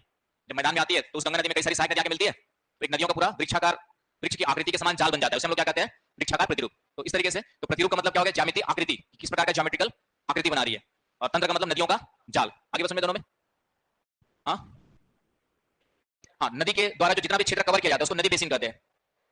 यदि किसी नदी के द्वारा जो पूरा कवर किया हुआ एरिया है, नदी का जो नदी और मुख्य नदी और सहायक नदियों का पूरा क्षेत्र है, तो ये नदी बेसिन कहलाएगा। तो क्षेत्र के संदर्भ में बेसिन वर्ड यूज करते हैं। तो नदी बेसिन एक पूरा का पूरा क्या हो गया, नदी के द्वारा घिरा गया क्षेत्र हो गया, रिवर बेसिन कहते हैं उसको। हाँ, प्रतिरूप में कई प्रकार होते हैं, जैसे वृक्षाकार हो गया, कई नदियां समानांतर बहती है, जैसे भारत में आपका पूर्व की ओर गिरने वाली नदियां गोदावरी, कृष्णा, कावेरी, ये समानांतर है, इधर महानदी, स्वर्णरेखा, सब क्या हो गया आपकी जो है समानांतर प्रतिरूप का निर्माण करती है, ये कह सकते हैं हम लोग। और एक वर्ड हमेशा आएगा जो आप लोग जानते होंगे, वैसे हिमालय की नदियां क्या कहलाती है, पूर्ववर्ती अपोहा तंत्र का उदाहरण है। हिमालय की नदियां जो है कौन से अपोहा तंत्र का उदाहरण है आपका जो है पूर्ववर्ती। पूर्ववर्ती का मतलब पहले से बहने, मतलब पूर्व का मतलब पूर्व दिशा में बहने वाला नहीं हुआ है ना, पूर्व से आ रही नहीं हुआ। पूर्व का मतलब यहां पर है कि जैसे आपका जो है हिमालय के निर्माण से पहले भी, हिमालय के निर्माण से पूर्व, हिमालय के निर्माण से पूर्व जिस दिशा में नदी बह रही थी, हिमालय के निर्माण से पूर्व लिख लीजिए, हिमालय के निर्माण से पूर्व नदी जिस दिशा में बह रही थी, लिख लीजिए, हिमालय के निर्माण से पूर्व मतलब पहले जिस दिशा में नदी बह रही थी, आज भी उसी दिशा को, आज भी उसी दिशा को या उसी दिशा में प्रवाहित होती रही है, होती है, आज भी उसी दिशा में प्रवाहित होती है। तो ऐसे नदियों को क्या कहते हैं हम लोग जो है पूर्ववर्ती नदी कहते हैं। जैसे गंगा, यमुना, सतलज, सिंधु सब आ जाएंगे, हिमालय की अधिकांश नदियां आ जाएंगी। मतलब ये हिमालय का निर्माण बाद में हुआ, गंगा नदी हिमालय को काट करके पहले भी आपका जो है बहती थी जिस दिशा में आज बह रही है, तो हिमालय के निर्माण का उस पर कोई प्रभाव नहीं पड़ा। जैसे गंगा नदी आज भी इधर बह रही है, पहले भी इसी दिशा में बहती थी, हिमालय बाद में बन गया बीच में, हिमालय यहाँ पे बाद में क्या होगा इस तरीके से बाद में बन गया, लेकिन उसके बाद भी उसी दिशा को बनाए हुए हैं। क्यों? क्योंकि जितना हिमालय को उत्थान होता था उसको क्या करती थी, वह काट देती थी, फिर उत्थान हुआ काट देती थी। तो उत्थान और काटने की दर कहीं ना कहीं क्या रही थी आपकी जो है लगभग, या काटने की दर ज्यादा रही होगी उत्थान की तुलना में, तो अपने मार्ग को क्या की हुई है बनाए रखी हुई। इसलिए हिमालय की नदियां क्या कहलाती है पूर्ववर्ती अपोहा तंत्र का उदाहरण कहलाती है। आगे बस समझ में आ रही है, समझ में ये वर्ड आएगा इसलिए बता रहा हूं मैं आप लोगों को, अभी तुलना करेंगे दोनों की तो एक वर्ड आएगा, पूर्ववर्ती अपवाद तंत्र का उदाहरण है। तो पूर्ववर्ती का मतलब समझ में आ रहा है कि नहीं आ रहा है? पूर्ववर्ती का मतलब पूर्व मतलब पहले से, वर्ती मतलब बहने वाली, तो किसके पहले से बहने वाली? हिमालय के निर्माण से पहले बहने वाली नदी। तो हिमालय का निर्माण नहीं हुआ था तब भी इसी दिशा में नदी बह रही थी, अब यहाँ पे हिमालय बन गया तो भी उसी दिशा में बह रही है। तो सोचोगे कैसे? हिमालय का निर्माण एक दिन में ऐसे खड़ा नहीं हुआ। हिमालय हिमालय क्या हुआ? धीरे धीरे धीरे ऊपर उठते गया, बनते गया, तो जितना ऊपर उठते जाता था नदी उसको क्या कर देती थी? काट देती थी। और इस तरीके से अपने मार्ग को क्या करके रखी है? आपके जो है यथावत बनाए रखी है। तो ऐसी नदियों को हम लोग क्या कहते हैं? ऐसी नदियों के तंत्र को हम लोग क्या कहते हैं? पूर्ववर्ती अपवाद तंत्र कहते हैं। Clear point? और इसका उल्टा है अनुवर्ती अपवाद तंत्र। अनुवर्ती, तो अनुवर्ती सिक्वेंट, तो अनुवर्ती का मतलब होता है जो नदी ढाल के अनुसार ही बहती है, ढाल के अनुसार प्रवाहित, तो उन नदियों को हम लोग अनुवर्ती में रखते हैं। और प्रायद्वीपीय पठार की जो नदियां हैं वह अनुवर्ती का एग्जांपल है। प्रायद्वीपीय पठार की जो नदियां हैं वह किसका उदाहरण है? आपका जो है अनुवर्ती का। तो ये दो वर्ड याद रखने हैं, तुलना करते समय यूज करेंगे हम लोग।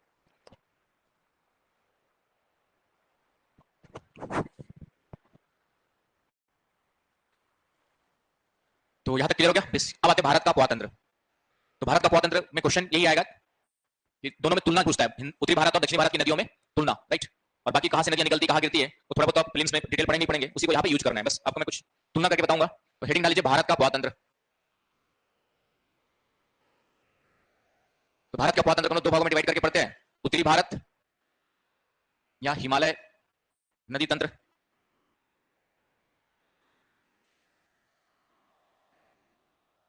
और दूसरा आपका जो है दक्षिणी भारत या प्रायद्वीपीय पठार का अपवाद तंत्र।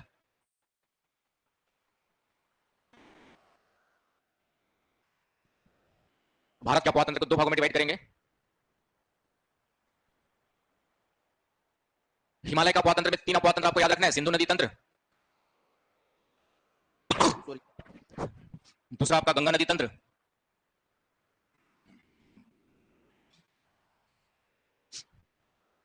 और इसको जो है दो भागों में डिवाइड करेंगे फिर से, बंगाल की खाड़ी में गिरने वाली नदियां और अरब सागर में गिरने वाली नदियां।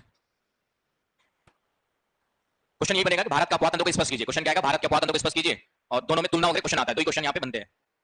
तो बंगाल की खाड़ी में कौन कौन से आएंगे? तो यहाँ पे स्वर्ण रेखा,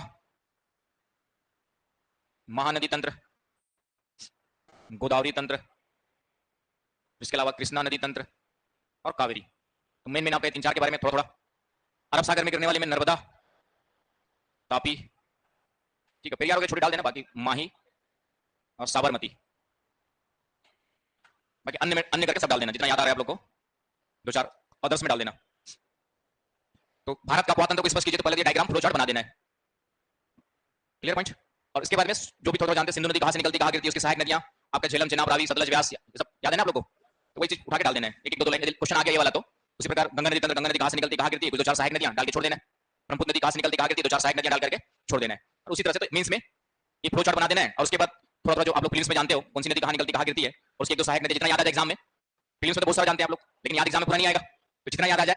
लेकिन ये फ्लो चार्ट से शुरुआत कर देने की, भारत के अपवाद तंत्र को, अपवाद तंत्र क्या होता है और भारत के अपवाद तंत्र को हम लोग दो भागों में डिवाइड करते हैं, ये फ्लो चार्ट बना दिए, और उसके बाद सबके बारे में थोड़ा थोड़ा लिख दोगे तो भी इतना सारा हो जाएगा, है ना। तो ये अपवाद तंत्र का क्वेश्चन आएगा, तो ये आंसर हैंडल करना है। Clear point? कर लोगे ना भाई? अब दूसरा जो मेन क्वेश्चन आता है, दोनों में अंतर। तो अब दोनों में अंतर देखेंगे हम लोग, दोनों में तुलना या अंतर। तो एक साइड लिख लो हिमालय की नदियां, हिमालय अपवाद तंत्र, और एक साइड लिख लो प्रायद्वीपीय।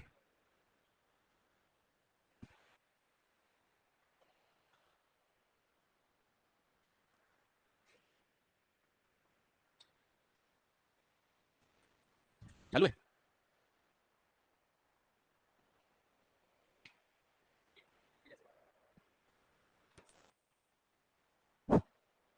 तो पहला पॉइंट बताओ। ठीक है, सदावाहिनी, इधर क्या लिखोगे? मौसमी। तो जब डिटेल लिखना हो तो इसको सदावाहिनी क्यों समझ गए? गर्मी के दिनों में बर्फ के पिघलने से क्या मिलती है? आपका पानी की सप्लाई होती है। तो उसी को एक्सप्लेन कर देना है। जब ज्यादा वर्ष लिखना है तो कम लिखना, तो ऐसे बना के दिखा सकते हो, लेकिन ज्यादा वर्ष लिखना है तो फिर क्या करोगे? एक एक पॉइंट लेकर के तुलना करते जाओगे। हिमालय की नदियां सदावाहिनी होती है क्योंकि वहां पे गर्मी के दिनों में बर्फ के पिघलने से, ग्लेशियर के पिघलने से क्या मिलता है? पानी की आपूर्ति होती रहती है, ये मौसमी होती है। क्लियर? दूसरा बताओ, हिमालय की नदी बंगाल की, सिंधु नदी गिरती है आपका जो है अरब सागर में। तो क्या बोल रहे हो? हाँ, तो इसमें लिख लेना कि सिंधु नदी, इसमें सिर्फ सिंधु कहाँ गिरती है? आपका सिंधु बस अरब सागर में गिरती है, और बाकी सभी कहाँ गिरती है? आपके जो है बंगाल की खाड़ी में। एक पॉइंट ये बना सकते हो। और इसमें फिर दोनों आ जाएंगे, कुछ अरब सागर में गिरती है और कुछ आपके जो है बंगाल की खाड़ी में। समझ में? एक पॉइंट ये बना लेना, है ना। हिमालय की अधिकांश नदियां बंगाल की खाड़ी में गिरती है, केवल किसको छोड़ करके? आपके जो है सिंधु को छोड़ करके। इसमें कुछ डेल्टा बनाती है। तीसरा, तो इसमें अधिकांश सभी नदियां डेल्टा बनाती है। हिमालय की सभी नदियां क्या करती है आपका डेल्टा। इसमें बंगाल की खाड़ी वाला डेल्टा बनाती है इधर वाली, और इधर वाला क्या बनाती है आपके जो है एस्चुरी बनाती है, राइट। हाँ, नर्मदा ताप्ती नाम लिख देना बस, इधर वाला समझ गया ना भाई, नर्मदा ताप्ती, बाकी उधर गोदावरी कृष्णा कावेरी महानदी सब डेल्टा ही बनाती है। ये भी जैसे मैंने बता दी, ये पूर्ववर्ती अपवाह तंत्र का उदाहरण है, और ये क्या है आपका जो है अनुवर्ती अपवाह तंत्र का उदाहरण है, राइट। ये आपका पूर्ववर्ती अपवाह तंत्र आ जाएगा, और उधर वाला कौन सा आ गया अनुवर्ती अपवाह तंत्र। समझ रहे ना भाई।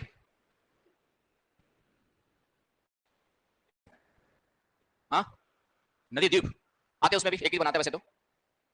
इसके अलावा और क्या आ सकता है, हिमालय की नदियां जो है केवल 3 बड़ी नदियां ही समुद्र तक पहुंचती है, केवल 3 बड़ी नदियां समुद्र तक क्या होती है आपका जो है समुद्र तक पहुंचती है। कौन कौन 3 बड़ी समझ में आ गया ना, सिंधु गंगा ब्रह्मपुत्र, बाकी सब सहायक नदियों के रूप में बहती है। जबकि यहां पर क्या होगा कि छोटी छोटी नदियां सीधे समुद्र में पहुंचती है, कई सारी कई नदियां जो है समुद्र में पहुंचती है, छोटी बड़ी सब पहुंचती है। छोटी छोटी नदियां भी सीधे कहां गिरती है आपका जो है सीधे समुद्र में गिरती है, छोटी छोटी नदियां भी सीधे कहां जाके गिरती है आपका समुद्र में जाके गिरती है, गाद, ठीक है। यहाँ की नदियां जो है युवावस्था में है, हिमालय की नदियां किसमें है आपका युवावस्था, यहाँ की नदियां आपका प्रौढ़ा और जीर्णावस्था में है, प्रौढ़ा एवं जीर्णावस्था में, प्रौढ़ा एवं जीर्णावस्था में। इनमें गाद की मात्रा ज्यादा होती है, इनमें गाद या मलबे की मात्रा क्या है आपका जो है ज्यादा है, इसमें गाद और मलबे की मात्रा कम है।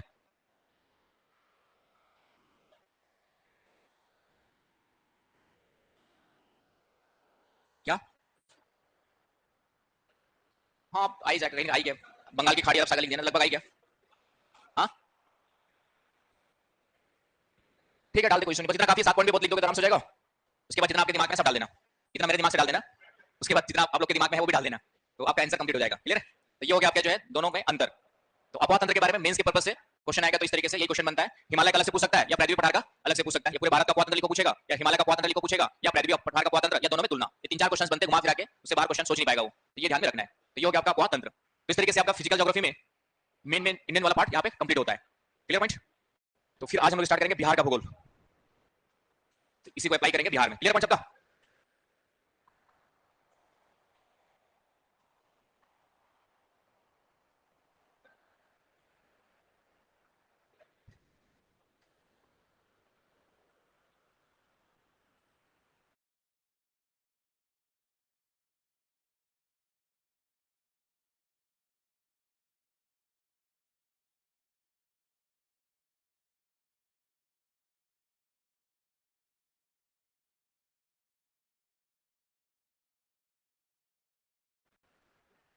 तो बिहार के भूगोल के लिए उसे तुम लोग घाघरा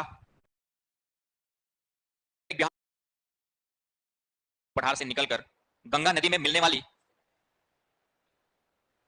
छोटा नागपुर पठार से निकलकर गंगा नदी में मिलने वाली सहायक नदियों, गया के निकट आपका प्रेतशिला, प्रेतशिला रामशिला, प्रेतशिला रामशिला, भूतशिला, भूत और प्रेत एक साथ ही होते हैं, ब्रह्मा योनि, प्रेतशिला भूतशिला ब्रह्मा योनि, एवं कटारी पहाड़ी, एवं कटारी पहाड़ी, कटारी पहाड़ी। उसके बाद फुल स्टॉप के बाद गया व जहानाबाद के बीच, गया व जहानाबाद के बीच, हाँ इसी में नेक्स्ट पॉइंट बना लो, या फिर गया व जहानाबाद के बीच बराबर व नागार्जुन, नागार्जुन की पहाड़ियां, बराबर व नागार्जुन की पहाड़ियां आदि। लास्ट पॉइंट लिख लीजिए, यह छोटा नागपुर पठारी क्षेत्र का ही, यह छोटा नागपुर पठारी क्षेत्र का ही विस्तार है, यह छोटा नागपुर पठारी क्षेत्र का ही उत्तरी विस्तार है, छोटा नागपुर पठारी क्षेत्र का ही उत्तरी विस्तार है। क्लियर है, ये हो गया। अब आते हैं नेक्स्ट है राजगीर गिरिया की पहाड़ियां, राजगीर और गिरिया की पहाड़ियां। तो इसमें लिखिए ये कौन से जिले में है, नालंदा, तो लिखिए नालंदा जिले में, नालंदा जिले में कौमा, इसमें वैभवगिरी, राजगीर गिरियक, राजगीर गिरिया की पहाड़ियां, तो इसमें लिखिए नालंदा जिले में कौमा लगा के, इसमें वैभवगिरी, सोनगिरी, वैभवगिरी, सोनगिरी, विपुलगिरी, विपुलगिरी, रत्नागिरी, रत्नागिरी पहाड़ियां शामिल है। क्या वो छूट गया कुछ, वैभवगिरी, सोनगिरी, विपुलगिरी, विपुल विपुल विपुल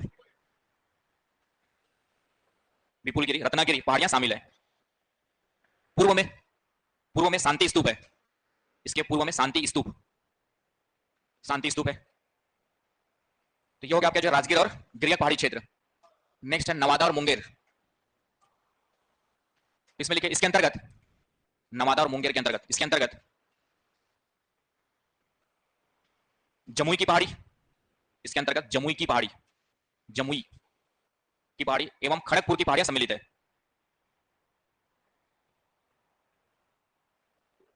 इसके अलावा जमालपुर की पहाड़ियां, इसके अलावा जमालपुर की पहाड़ियां भी आती है, इसके अलावा जमालपुर की पहाड़ियां भी आती है। तो ये तो हो गया आपका जो है बिहार का भौतिक, क्या हो गया, बिहार का भौतिक संरचना, भौतिक प्रदेश। तो मींस में यदि क्वेश्चन आता है कि बिहार को भौतिक विभागों में विभाजित कीजिए और उसके बारे में थोड़ा थोड़ा लिखिए, तो थोड़ा थोड़ा तो बहुत लिख लोगे, है ना, इतना कम से कम याद कर लेना, तो मींस में क्वेश्चन आएगा तो काम चल जाएगा। क्या हो गया, ठीक है, क्या बोल रहे हो, 3:30 बजे तक पढ़ाने कहा गया, ठीक है, क्या बोल रहे हो, छोड़ दें, क्यों, हाँ, छोड़ क्यों दें छोड़ क्यों दें, ये बताओ ना, 3:30 बजे तक पढ़ाने कहा गया है, तो उसके बाद कौन सी क्लास है, छुट्टी है, अच्छा, तो कल जलवायु पढ़ेंगे, थोड़ा सा कोपेन वाला जैसे कोपेन का यूज करेंगे, बता देता हूं मैं। कल बिहार के संदर्भ में कोपेन का वैसे तो मेंस में नहीं पूछेगा, लेकिन थोड़ा सा कुछ वर्ड्स वगैरह है, हाँ, इंडिया के संदर्भ में पहले बताऊंगा, फिर उसके बाद उसको बिहार में अप्लाई करेंगे। हाँ, प्रीलिम्स में आएगा, मेंस में नहीं आएगा, हाँ, तो प्रीलिम्स में आता है कोपेन का वर्गीकरण।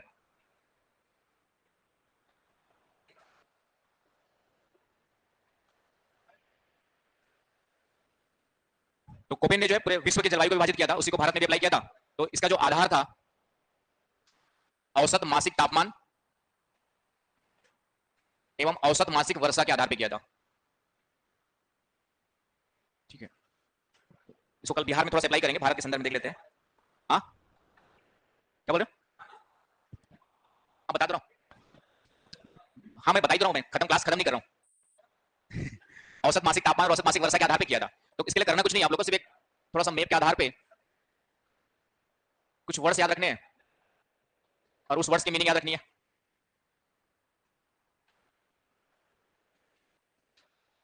जैसे कोपेन ने जो है ये केरला तट वाला जो क्षेत्र उसको क्या कहा हुआ है, एम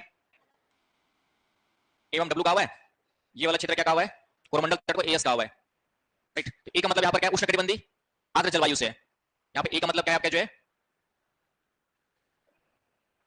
उष्णकटिबंधीय जलवायु से है। यम का मतलब मुख्य रूप से मानसूनी जलवायु के लिए लिया हुआ है, ए का मतलब उष्णकटिबंधीय जलवायु, नोट कर लो थोड़ा करते रहो, ए का मतलब क्या है उष्णकटिबंधीय, एम का मतलब मानसून, और जो डब्ल्यू वर्ड यूज किया इन्होंने जो है, तो डब्ल्यू का मतलब होता है आपका जो है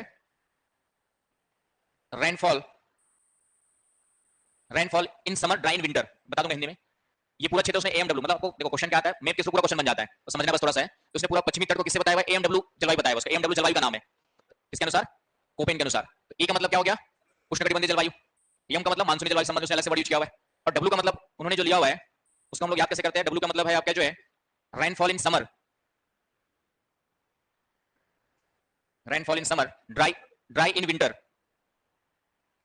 तो यहाँ पे डब्ल्यू जो वर्ड यूज किया गया इसके कंटेक्स्ट में, ड्राई इन विंटर मतलब हिंदी में लिख लीजिए, डब्ल्यू का मतलब ग्रीष्मकाल में वर्षा, शीतकाल शुष्क, ग्रीष्मकाल में वर्षा, शीतकाल शुष्क। तो जहां जहां पे गर्मी में वर्षा होगी वहां पर डब्ल्यू वर्ड यूज करेंगे। आगे बात समझ में, तो ये हो गया आपका rainfall in summer, dry in winter. इसका उल्टा है ये वाला यस, यस का मतलब हो जाएगा रेनफॉल इन विंटर, इसको लिख लीजिए, ये लिख लिया, हिंदी में लिखिए ग्रीष्मकाल में वर्षा, शीतकाल शुष्क। ऊपर कौन सा, ये तो बताया मैंने यार, अभी तक कहा थे ऊपर कौन सा,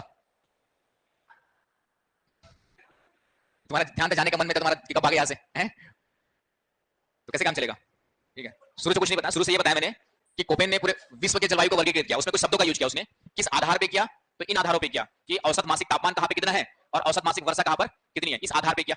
और उसके अलावा उन्होंने कुछ शब्दों आपका लेटर्स का यूज किया, दिख रहा है एएमडब्ल्यू एएस, ये तो दो लिखा है और लिखेंगे बहुत सारा। तो ए का मतलब समझ आ गया क्या होता है, उष्णकटिबंधीय जलवायु। उष्णकटिबंधीय जलवायु का मतलब है कि सालों भर तापमान 25 डिग्री से कम ज्यादा रहेगा। उष्णकटिबंधीय जलवायु का मतलब क्या हुआ कि सालों भर तापमान लगभग क्या रहेगा आपका 25 डिग्री सेंटीग्रेड से ज्यादा रहेगा, ठंडी का तापमान भी 10 डिग्री से ऊपर रहेगा, शून्य कभी नहीं जाएगा, तो उसको हम लोग क्या कहते हैं उष्णकटिबंधीय जलवायु। आगे समझे, उष्णकटिबंधीय जलवायु का मतलब हो गया कि सालों भर तापमान अधिक रहेगा, कभी भी जीरो तक नहीं जाएगा, हमेशा 10 डिग्री से ऊपर ही बना रहेगा। तो ऐसे क्षेत्र को किसमें रखेंगे, ए उष्णकटिबंधीय जलवायु में रखेंगे। आगे समझ में, एम का मतलब मानसून से, तो मानसून में जानते हैं आप लोग कि क्या होती है आपकी जो है ऋतुओं के अनुसार हवाओं की दिशा में परिवर्तन होता है, तो उसके लिए उसने वर्ड यूज किया, एम वर्ड यूज किया उसने जो है। तो यहाँ पर और डब्ल्यू का मतलब क्या हो गया, तो डब्ल्यू का मतलब लिख लीजिए कि ग्रीष्मकाल में वर्षा होती है, तो मानसूनी वर्षा कब होती है, ग्रीष्मकाल में होती है, तो इसलिए इस वाले भाग में वर्षा कब होती है, ग्रीष्मकाल में होती है, इसलिए इसको किससे दिखाया, एएमडब्ल्यू से बताया, क्योंकि मानसूनी हवाओं से यहाँ पे क्या होती है, वर्षा होती है। ये कोरोमंडल तट को उसने एएस से बताया हुआ है, कोरोमंडल तट को किससे बताया है, तो कोरोमंडल तट को एएस इसलिए बताया कि एस का मतलब लिखिए क्या है, एस का मतलब लिखिए शीतकाल में वर्षा, शीतकाल में वर्षा, ग्रीष्मकाल शुष्क। शीतकाल में वर्षा, ग्रीष्मकाल शुष्क। Clear point? तो कोरोमंडल तट आप लोग जानते हैं कि यहाँ पे वर्षा कब होती है? शीतकाल में होती है, होती नहीं होती है? इसलिए इसको किससे बताया उसने? जो एएस से बताया हुआ है। कोरोमंडल तट उसने किससे बताया? क्या जो है एएस से बता दिया। आगे बस समझ में। उसके बाद लगभग आपका बीचों बीच वाला स्थिति ले लेते हैं। लगभग आपका जो है ये उसको उसने एडब्ल्यू से बताया हुआ है। ये वाला भाग किससे हो गया आपका जो है एडब्ल्यू। तो एक मतलब समझ गए आप लोग। तो प्रायद्वीपीय पठार जो है, ये जो प्रायद्वीपीय पठार वाला भाग है और इधर गंगा के मैदान से इधर वाला जो भाग है उसको उसने किससे बताया हुआ आपका जो है एडब्ल्यू से बताया हुआ। एडब्ल्यू का मतलब समझ गए आप लोग। फिर से क्या होगा? उष्णकटिबंधीय जलवायु। और ग्रीष्मकाल में क्या होती है? वर्षा होती है यहाँ पे जो है। आगे समझ में। उसके अलावा गंगा के मैदान को उसने जो है गंगा के मैदान को इधर वाला भाग छोड़ देंगे, राजस्थान वाला निकाल देंगे अलग से हम लोग यहाँ पे। तो राजस्थान वाले दो भाग आ जाएंगे, तो दोनों भाग को अलग से देखेंगे। बाकी पूरा ये वाला भाग इसको डीएफसी लिखा होगा, डीएफसी। हिमालय वाला जो भाग इधर वाला ऊपर वाला भाग कौन सा होगा आपका जो है डीएफसी। तो डी का मतलब यहाँ पर है जो लगभग ठंडा जलवायु क्षेत्र होता है उसके लिए यूज किया हुआ आपका जो है डीएफसी। डी का मतलब यहाँ पर है कोल्ड क्लाइमेट के लिए।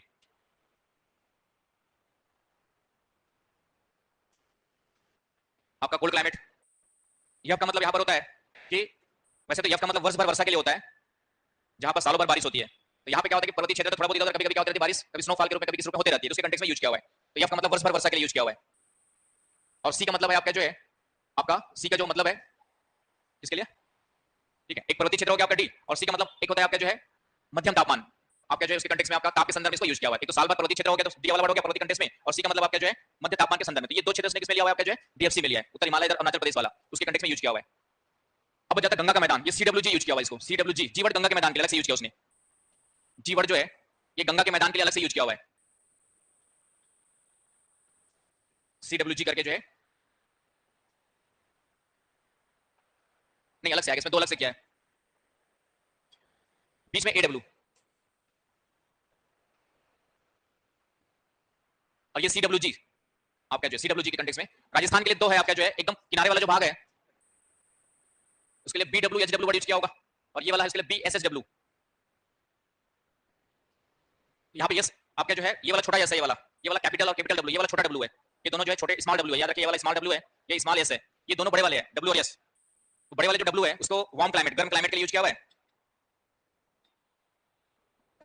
जो कैपिटल डब्ल्यू है वह वार्म मतलब गर्म क्लाइमेट के लिए यूज किया हुआ है, और जो कैपिटल एस है वह सेमी एरिड अर्ध शुष्क के लिए यूज किया हुआ है, अर्ध शुष्क। तो एकदम किनारे वाला जो राजस्थान वाला बीडब्ल्यूएचडब्ल्यू है, एच का मतलब हॉट से अत्यधिक गर्म, एच का मतलब क्या आपका जो है हॉट से अत्यधिक गर्म से है। हाँ क्या चीज? ये इधर वाले स्मॉल है, स्मॉल डब्ल्यू रेनफॉल जो मैंने कहा ना गर्मी में वर्षा, शीतकाल शुष्क, ये स्मॉल डब्ल्यू है, ये स्मॉल एस है, शीतकाल में वर्षा ग्रीष्मकाल शुष्क, और ये कैपिटल है। तो एच का मतलब हॉट हो गया, डब्ल्यू का मतलब वार्म गर्म अत्यधिक आपके संदर्भ में जो है, और सेमी एरिड के लिए इसमें वार्म मतलब गर्म या शुष्क के कंटेक्स्ट में यूज किया हुआ है, और उससे थोड़ा कम है तो सेमी एरिड यूज किया एस। इसलिए सबसे किनारे वाला हो गया बीडब्ल्यूएचडब्ल्यू, और उसके बाद वाला हो गया बीएसएचडब्ल्यू, बीएसएचडब्ल्यू। और बी का मतलब है शुष्क के लिए, बी का मतलब है शुष्क है, बी का मतलब भी क्या है आपका जो है अत्यधिक शुष्क जलवायु के लिए यूज किया है, जहां पे वाष्पीकरण ज्यादा होता है वर्षा कम होती है। ये वाला हाँ ये वाला सीडब्ल्यूजी है, गंगा के मैदान सीडब्ल्यूजी, गंगा के मैदान के लिए यूज किया सीडब्ल्यूजी वाला।